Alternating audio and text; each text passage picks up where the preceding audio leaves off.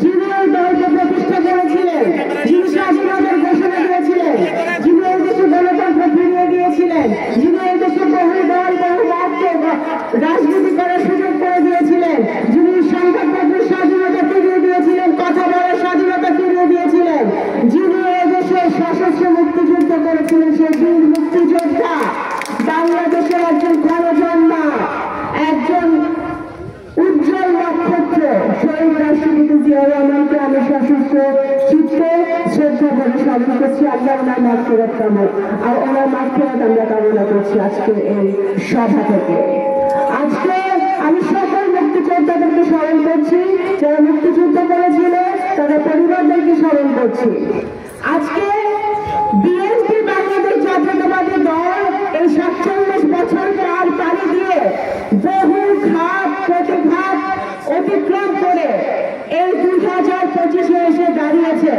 আজকের জাতীয়তাবাদী দল অন্য যে কোনো সময়ের চেয়ে অনেক বেশি ঐক্যবদ্ধ, অনেক বেশি শক্তিশালী, বেশি ইস্পাত কঠিন ঐক্য নিয়ে দাঁড়িয়ে আছে।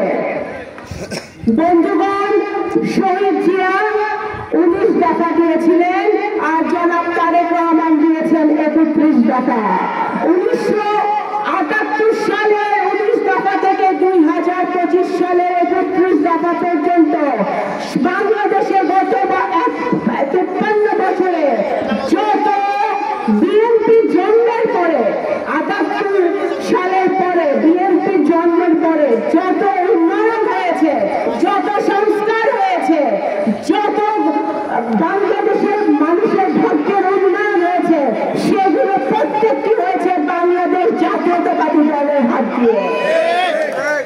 শহীদ জিয়া 19 দফার মাধ্যমে কৃষি, খাল খনন, শিল্প, ইন্ডাস্ট্রি, গার্মেন্টস, আমাদের দেশের ভাইরা যে প্রবাসে যে কাজ করছে লক্ষ লক্ষ ভাইরা, সেই বীজটা বপন করেছিলেন শহীদ রাষ্ট্রপতি জিয়া রহমান।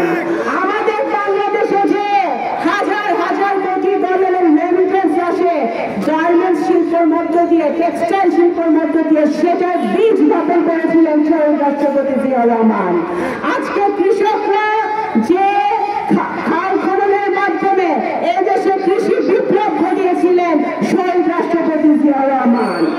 সুতরাং আজকে যারা সংস্কার করে চিল্লাচ্ছে তাদেরকে পরিষ্কার ভাবে বলতে চাই, বিএনপি সংস্কারের জন্মদাতা, বিএনপি বাংলাদেশে